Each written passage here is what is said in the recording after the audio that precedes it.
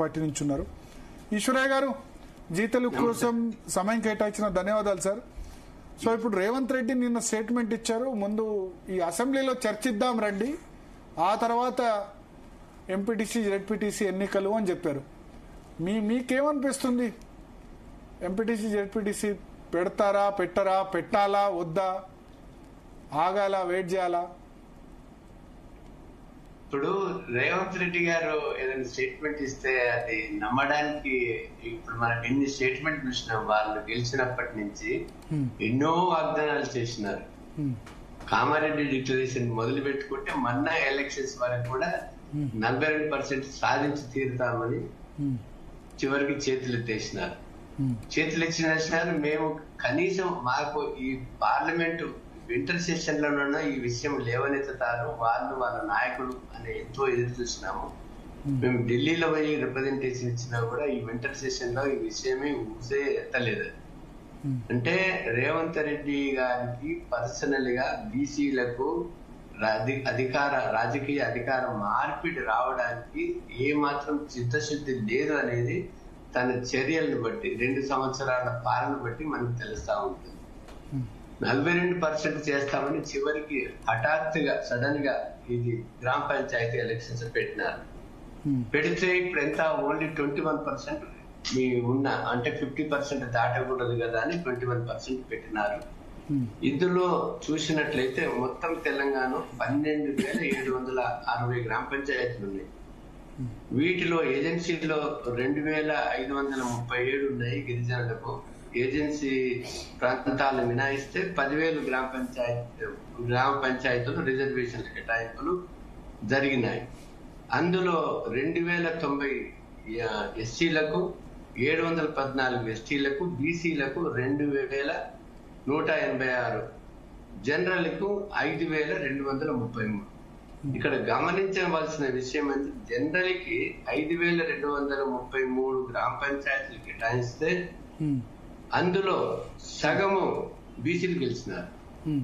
అంటే బీసీలకు రిజర్వేషన్స్ లేకపోయినా కూడా దాదాపు 50% బీసీలకు మొత్తంలో బీసీలు గెలవగలిగినారు.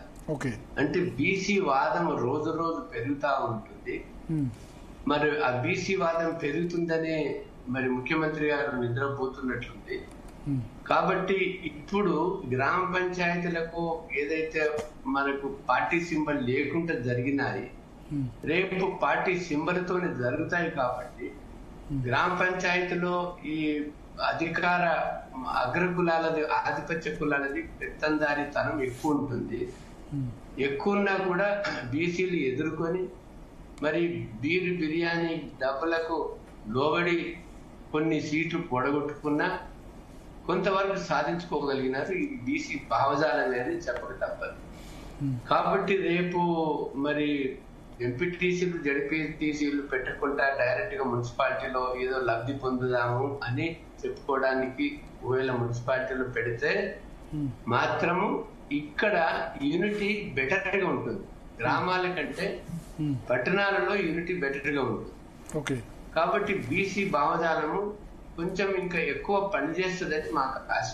మేమేమంటున్నాం, ఈ ఎలక్షన్స్ పెట్టకూడదు, ఇది గ్రామ పంచాయతీలు పెట్టినారు, ఇవి కనీసం వింటర్ సెషన్ లో లేపలేదు, ఇప్పుడు అసెంబ్లీలో లేపి 6 పార్టీ మరి మీటింగ్ కన్వీన్ చేసి ఒక రిజల్యూషన్ పాస్ చేసి మూకమ్మడిగా కేంద్ర ప్రభుత్వం మీద ఒత్తిడి తెచ్చి ఇప్పుడైనా 9th షెడ్యూల్ లో కలిపిన తర్వాతనే 42% రిజర్వ్ చేసి ఈ యొక్క మున్సిపాలిటీ ఎలక్షన్స్ కి వెళ్ళాలనేది మా యొక్క డిమాండ్. ఒకవేళ మున్సిపల్లో 36 to 38% వస్తే బీసీలకి 4-5% తక్కువ వస్తే, తక్కువ వచ్చినా కూడా అది రాజ్యం, అది 50% కదా భారతి గారు. ఇప్పుడు ఎస్సీ ఎస్టీలకు పోగా 50%, అప్పుడు మనకు బీఆర్ఎస్ గవర్నమెంట్ లా అట్లా కూడా ఇవ్వలేదు. బీఆర్ఎస్ లో 33% ఇచ్చారు మున్సిపాలిటీస్ లో, మున్సిపాలిటీలు ఇచ్చారు. ఇప్పుడు కూడా అంతే వస్తుంది. 50% ఎస్సీలు ఎస్టీలకు పోగా 33-34% వస్తుంటుంది. కానీ అది వాళ్ళప్పుడు పాలక వర్గాలు, అగ్రకులాలు వాళ్ళ జనాభా ఏంటంటే 15%. 15%కి 50% రిజర్వేషన్స్ ఏంటి వాళ్ళకు ఓపెన్ గా?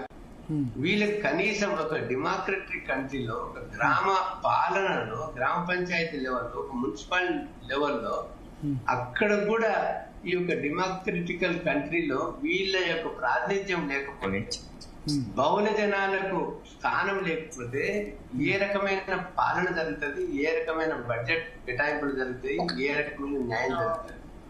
34% లెక్క కాదు ఇక్కడ. మాకు వాళ్ళు బీసీలే ఏదైతే 56 అది కూడా తప్పన తడక 60 పైన పర్సెంటేజ్ ఉన్న బీసీలకి ఇది 34 అంటే సగం ఇవ్వటం అనేది మరి జనరల్ గా ఎక్కువ పెట్టడం అనేది సమంజసం కాదు అని మా యొక్క వాదన. ఓకే. సో రాణి